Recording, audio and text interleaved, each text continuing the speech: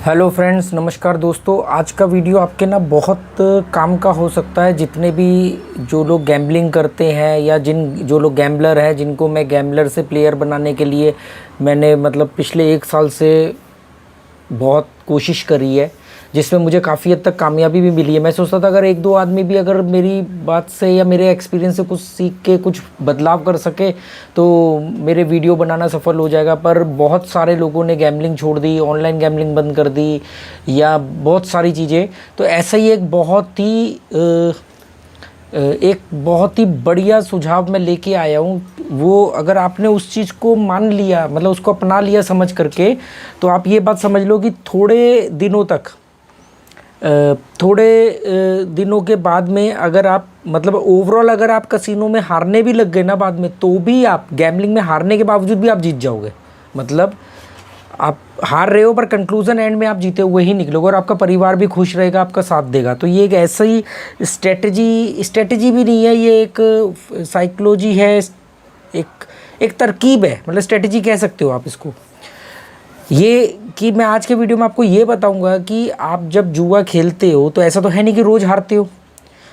जब रोज़ जीत नहीं सकते तो रोज़ हार भी नहीं सकते, है ना। तो होता क्या है कि लगभग कई बार ऐसा होता है कि आप ज़्यादा दिन जीतते हो और कम दिन हारते हो, पर फिर भी आप माइनस में रहते हो, क्योंकि आपके हारने की रेशो का जो अमाउंट है वो ज़्यादा रहता है और जीतने का अमाउंट कम रहता है। क्वांटिटी में मान लो आप ज़्यादा जीते, ज़्यादा बार जीते पर अमाउंट कम जीते, और हारने में आप कम बार हारे पर अमाउंट ज़्यादा हारे, तो इस वजह से भी आप माइनस रह सकते हो। दूसरा ये भी रीज़न हो सकता है कि भी आप कम बार जीत रहे हो और ज़्यादा बार हार रहे हो। तो ये हार जीत चलती रहती है, गैम्बलिंग का पार्ट है। जो लोग प्लेयर हैं वो ये बात जानते हैं। जो प्लेयर हैं वो इस स्ट्रेटजी को ऑलरेडी ज़्यादातर लोग अप्लाई करते हैं और बहुत सारे लोग नहीं अप्लाई करते हैं। तो उनमें से कुछ लोगों ने मुझे सामने से आके बहुत थैंक यू बोला कि यार हम 20-20 साल से गैम्बलिंग कर रहे हैं और हमने बहुत इसमें हमारा ये जीविका है, हम इसमें रोजी रोटी चलाते हैं, हमारा घर का खर्चा सारा कुछ ये चलता है। और इसमें रोजी रोटी कोई नौकरी वाली नहीं चलती, इसमें जो फिर चलती है लाइफ तो फिर वो बादशाहों वाली चलती है। पर हमने भी इस एंगल से नहीं देखा, पर आपके सजेशन से हमें भी बड़ा फ़ायदा हुआ। तो अब मैं आपको ये ज़्यादा टाइम ना लेते हुए, वैसे मैं बहुत ज़्यादा बोलता हूँ तो टाइम ज़्यादा निकल जाता है, तो मैं आप लोगों को ये बताऊंगा कि गैम्बलिंग में जो भी अमाउंट आप जीतते हो, ओवरऑल आप हार रहे हो जीत रहे हो अलग बात है, आप जब भी अमाउंट जीतते हो गैम्बलिंग में तो उसका आपको क्या करना चाहिए, जुए में जीते हुए पैसे का क्या करना चाहिए। अगर आपने इसको कर लिया तो आप हार करके भी जीत जाओगे और परिवार का सपोर्ट भी मिलेगा। देखो दोस्तों, गैम्बलिंग जो है ना वो एक माइंड गेम है, इसलिए माइंड गेम को माइंड से ही जीता जा सकता है। ये माइंड गेम है, एक कोई साइकोलॉजी है, साइकोलॉजी के तरीके से जीता जा सकता है। तो अब मैं आपको ये बताता हूँ कि जैसे आपने गैम्बलिंग करी है और आज आप जीते, तो आप जीते हुए अमाउंट का क्या करोगे। सबसे पहले आप इस बात को समझो कि आपने, अब भूल जाओ आपने आज तक क्या जीता क्या हारा, उस सबको आप हटा दो। अब एक फ्रेश एंट्री करो कि भाई मैंने ये 50,000 रुपये या 1,00,000 रुपये या 2 लाख, जो भी जिसका जैसा बजट है, जिसकी जैसी हैसियत है, उसके हिसाब से जी मैंने ये अमाउंट सोचा है। और उसमें दिन डिसाइड करो, एक तो जी मैं ये 5 लाख रुपए लेके बैठा हूँ या ये 50,000 लेके बैठा हूँ, प्लस इसको मैं इतने दिन ट्राई करूँगा, उस अमाउंट को उतने दिन में डिवाइड कर देना। ये मैंने कई वीडियो में बताया हुआ है, क्योंकि जो मेरा मेन चैनल है ट्रैवल एंड नॉलेज, उसकी आपको काफ़ी इस चैनल पर जो गैम्बलर हैं या प्लेयर है उनको बड़ी हेल्प मिलेगी उसमें, क्योंकि 109 वीडियो तो मैंने मेन उसी में डाले हुए हैं। दूसरा, अब जो मैं आपको बात बताने जा रहा हूँ उससे रिलेटेड वीडियो भी आपको वहाँ मिलेंगे। ये मत सोचना कि मैं यहाँ का ट्रैफिक वहाँ डाल रहा हूँ, ऑलरेडी यहाँ जितने लोग हैं वो ऑलरेडी वहीं के ही सब्सक्राइबर है, कोई नया सब्सक्राइबर नहीं है यहाँ पे, इसलिए मुझे कोई खास बेनिफिट नहीं होने वाला। ठीक है, मैं एक अपनी बात रखता हूँ जिससे लोगों को फ़ायदा मिलता है। और फिर देखो भटक गया ना थोड़ा सा लाइन से। क्या होता है कि आपने वो अमाउंट डिसाइड कर लिया, मान लो आपका पर डे का अमाउंट बैठा 5,000 या 10,000, जो भी जिसका हैसियत के हिसाब से आया। आपने डिवाइड भी कर लिया कि यार मैं ये 1,00,000 रुपये से 1 महीना खेलूंगा या 20 दिन खेलूंगा, 20 दिन खेलूंगा तो 5,000 रुपये पर डे हो गया, 2 अटैम्प्ट करूंगा तो 2,500 रुपये हो गया।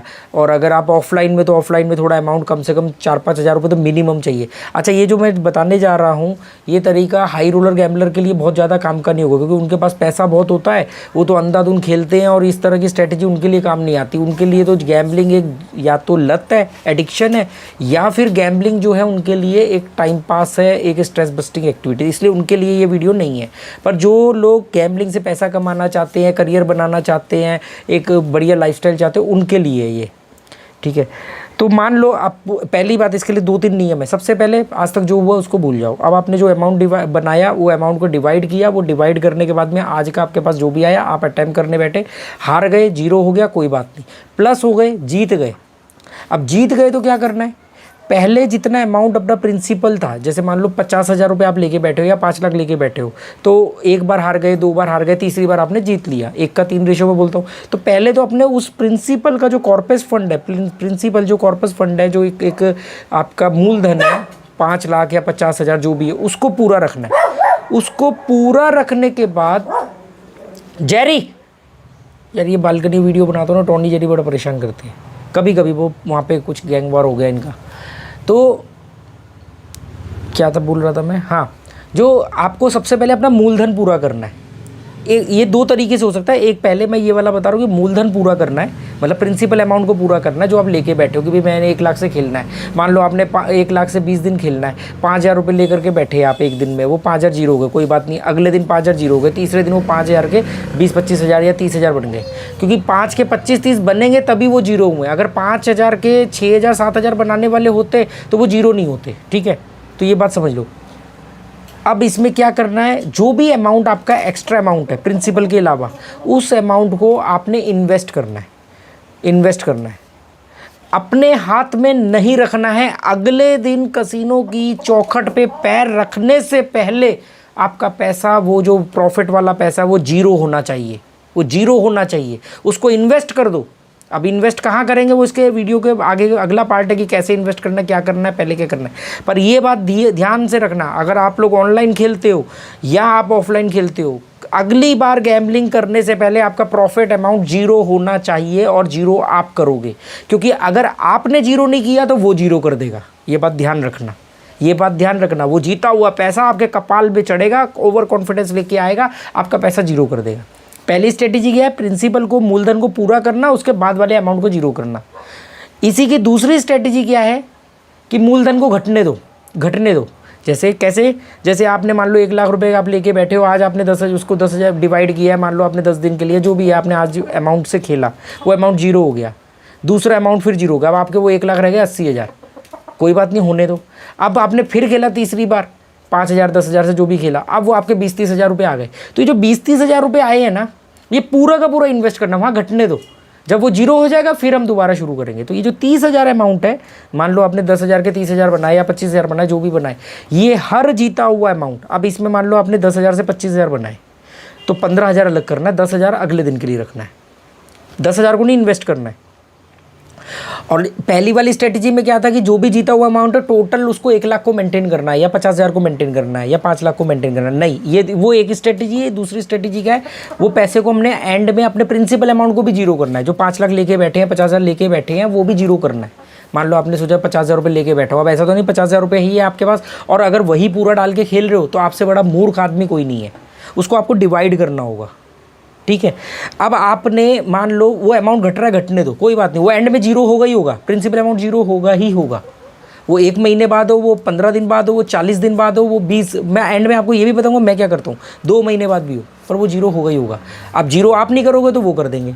तो पहली स्ट्रेटजी में मूलधन को पूरा करके ऊपर के अमाउंट को इन्वेस्ट करना है, दूसरी स्ट्रेटजी में मूलधन को घटने तो जो भी अमाउंट आया है उसको इन्वेस्ट करना है। सिर्फ उस दिन का इन्वेस्टमेंट, जैसे 10,000 लेके बैठे, 20,000 हुए, 10,000 को इन्वेस्ट करो, 10,000 को मान लो आज कुछ हुआ ही नहीं, अगले दिन फिर 10,000 से खेलो, ठीक है। समझ गए बात, मेरे ख्याल से आप लोग समझ गए होंगे मैं जो कहना चाह रहा हूँ। उसके बाद वो जो इन्वेस्ट कहाँ करना है, अब इन्वेस्ट करने के लिए मैं आपको बोलूँगा यहाँ कर दो वहाँ कर दो, वो सब नहीं, वो बाद का बात है।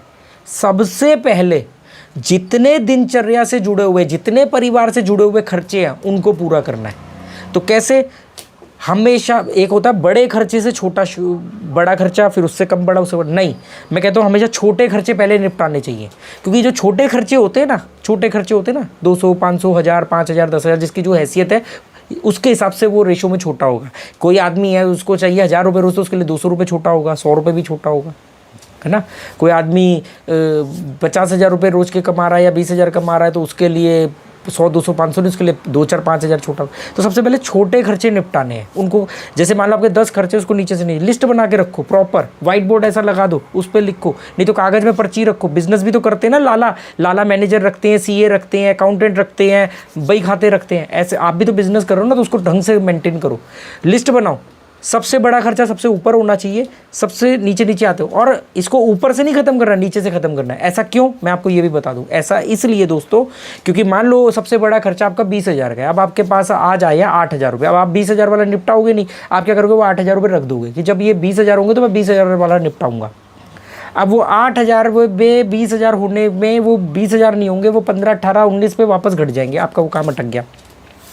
आपको नीचे से शुरू करना है, सबसे छोटे खर्चे पहले निपटाने हैं। तो छोटे खर्चे क्या हो सकते हैं, सबसे पहले दोस्तों, अगर परिवार का सपोर्ट भी चाहते हो तो सबसे पहले आपको अपने घर में कम से कम, जैसे वो जितना पैसा है उसके हिसाब से डिपेंड करता है, सबसे पहले राशन भरो। वाइफ को बोलो ये पकड़ो, वाइफ है, माँ है, जो भी कुछ है, उसको बोलो ये पकड़ पैसा, राशन भर।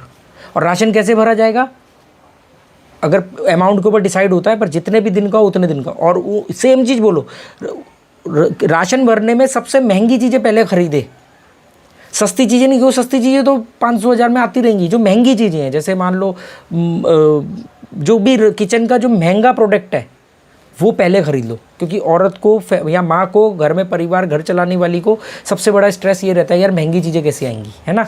तो वो आपने निपटा दी, उसका स्ट्रेस खत्म। सबसे पहले आपको क्या करना है, छोटे खर्चे निपटाने, तो उसमें सबसे नंबर 1 आपको किचन को देना है। किचन में भी आपको सबसे महंगे खर्चे, यहाँ पर आटा दाल नमक मत खरीदने बैठ जाना, जो महंगी चीज़ें हैं मैं आपको बताऊँगा लास्ट में मैं क्या करता हूँ। तो आपने सबसे पहले महंगी चीज़ें खरीदनी, ताकि फैमिली को भी, जो भी किचन चला रहे हैं उनको सपोर्ट। बच्चों की फ़ीस भरनी है, भर डालो। ट्यूशन भर डालो, लाइट का बिल भर डालो, बनिए का, राशन वाले का दे डालो।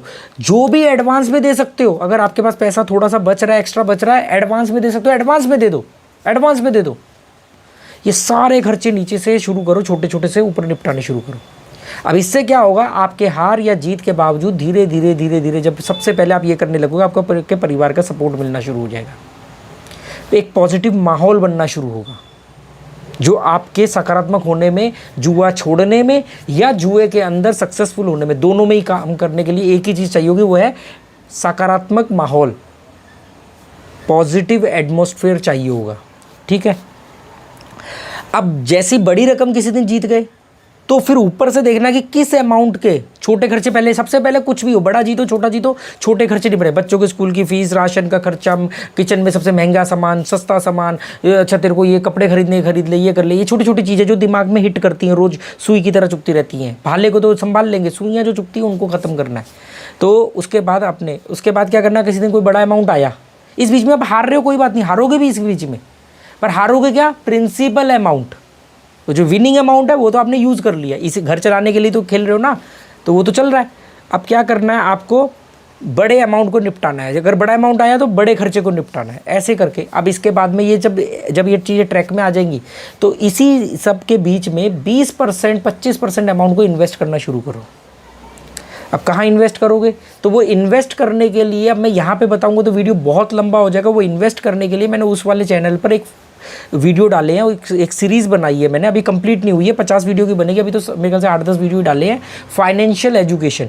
तो उसमें मैंने ये गाइड किया कि आपको क्या क्या चीज़ें नहीं करनी चाहिए, क्या क्या चीज़ें करनी चाहिए। अभी आगे और भी वीडियो डालेंगे, तो वहाँ पे जाके आप देख लेना। आपको स्टॉक मार्केट में डालना है पैसा, देखो ये तो आपका जुए का पैसा ना, इजी मनी है, तो इसको आप स्टॉक मार्केट में डाल दो। आप गैम्बलिंग से, तो एक भारत में एक कंपनी है जो डेल्टिन कॉर्पोरेशन, डेल्टिन कॉर्प, ये स्टॉक मार्केट में लिस्टेड है, जिसका डेल्टिन रॉयल है, डेल्टिन जैक है, ये जो कंपनी इसके स्टॉक है ये खरीद लो। सिगरेट भी तो सिगरेट का स्टॉक खरीद लो, आईटीसी का स्टॉक खरीद लो।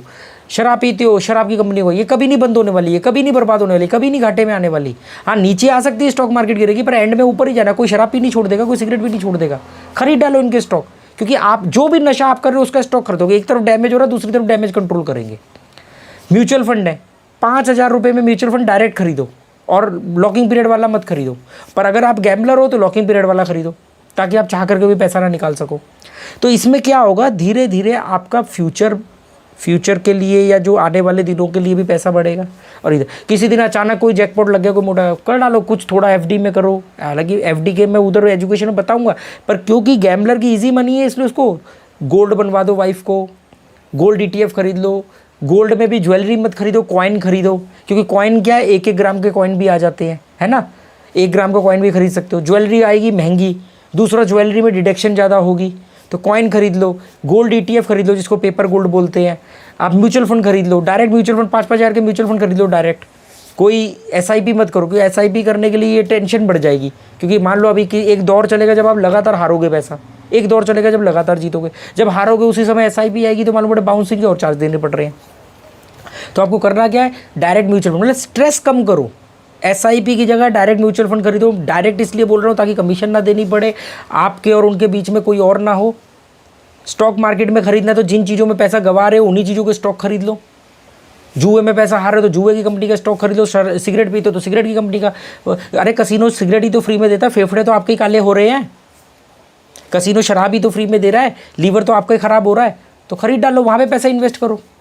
पैसे को इन्वेस्ट करोगे, देखो घर के छोटे छोटे खर्चे होने पे सबसे नंबर 1 घर के खर्चे, छोटे खर्चे, फीस, ट्यूशन फीस, घर का राशन, कपड़ा लत्ता, जो भी, लाइट का बिल, फ़ोन का बिल, मोबाइल रिचार्ज, मोबाइल ख़रीदना, ये सब कर डालो।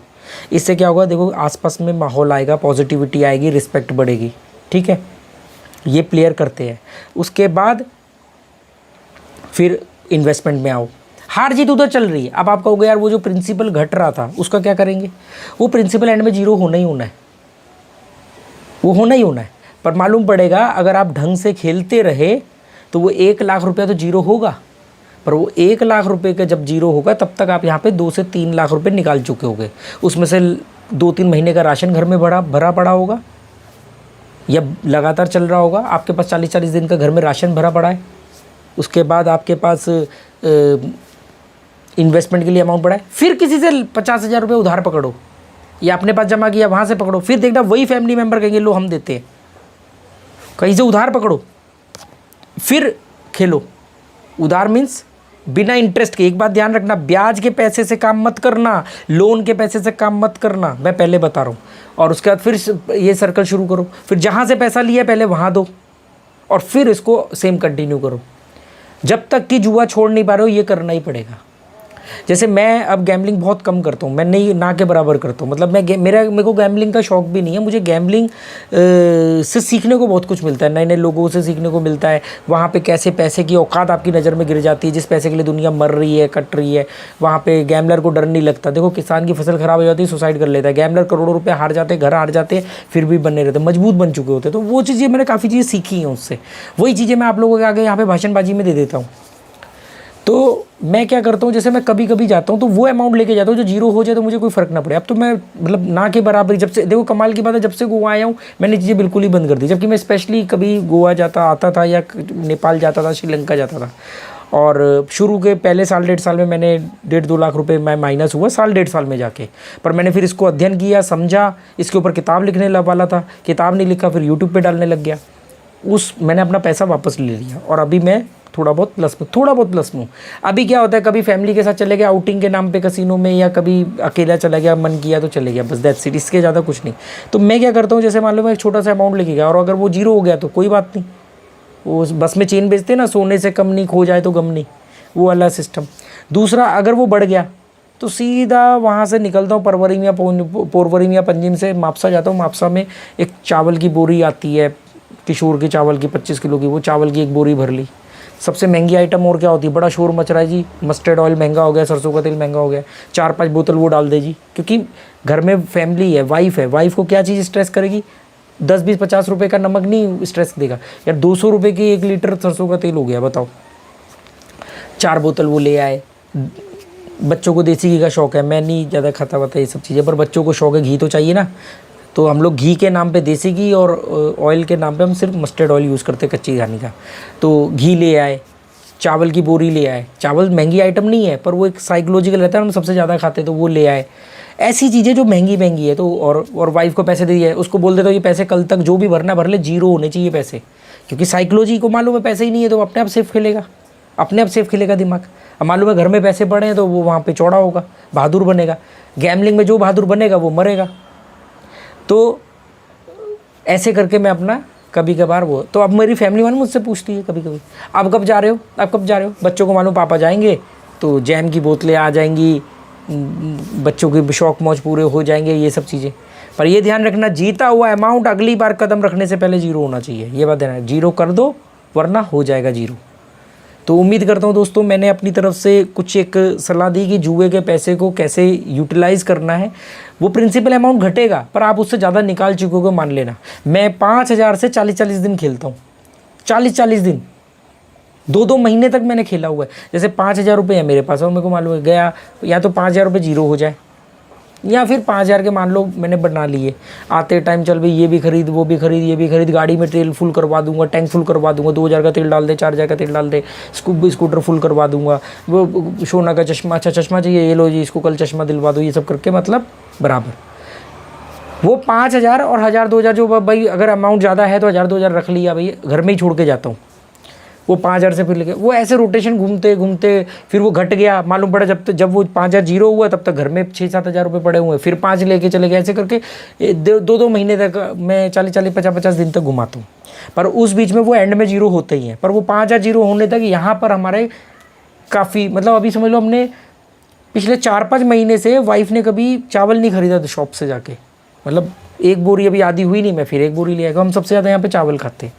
अब सोचो ना, किचन में जो सबसे महंगी आइटम है या सबसे ज़्यादा यूज़ होने वाली आइटम वो आपने भर दी, तो आपको मालूम है आपको फिर गैम्बलिंग में मज़ा आएगा कि यार मैं अपने काम भी तो निपटा रहा हूँ। अभी एक बार मुझे याद है, आते ही बच्चों की सारी बुक्स दिलवा दी। उसने बोला पापा मेरी बुक्स आनी है कुछ 1,500-2 हज़ार रुपये की, मैं ये पकड़ 2,000 रुपये बुक्स ले ले, अच्छा तेरे को जूते चाहिए चल ये ले ले वो ले ले, बिल्कुल जीरो कर डालो, क्योंकि एंड में जीरो ही होना है। तो उम्मीद करता हूँ दोस्तों आपको ये वीडियो काम का लग सकता है। हो सकता है कुछ लोग ना सहमत हो, तो जो लोग असहमत है कोई बात नहीं, अपने अपने विचार होते हैं, अगर नहीं भी हो तो कोई बात नहीं। Okay, good bye, thank you.